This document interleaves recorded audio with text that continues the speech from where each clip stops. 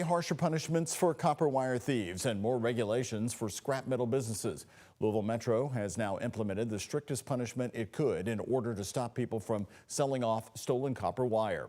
Just last week, 7 people were arrested for copper wire thefts that have happened across Jefferson County. As WHAS 11's Alex Dieter shows us, the leader of the charge says the new ordinance is already working.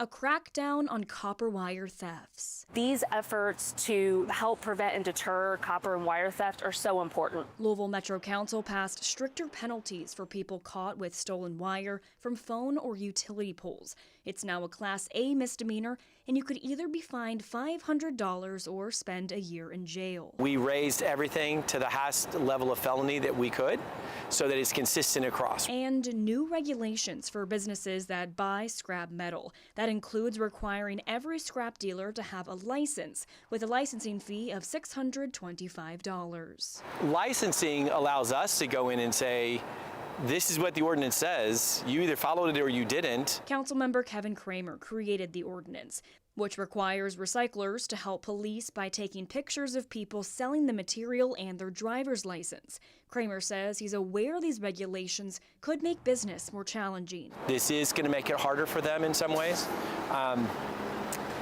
I wish there was a different way we could have done it. These thefts have caused blacked out highways and left an entire Camp Taylor neighborhood without internet for 5 days. You know, it is a crime, but also, too, it creates such a dangerous situation for an individual or individuals who are attempting to steal copper and wire. The new ordinance is part of the Critical Infrastructure Task Force, which was created last year to focus on arresting copper wire thieves. LG&E is part of that task force. It's an incredibly dangerous situation for our employees, our contract partners, and for the public. The only council member who voted against the new regulations, I think that this casts too broad a net, was J.P. Lininger. largely fall on people of very limited means, very limited education, and very little capacity to advocate for themselves. Lininger did acknowledge that the issue of copper wire theft did need to be solved. Kramer says the task force and ordinance are already working.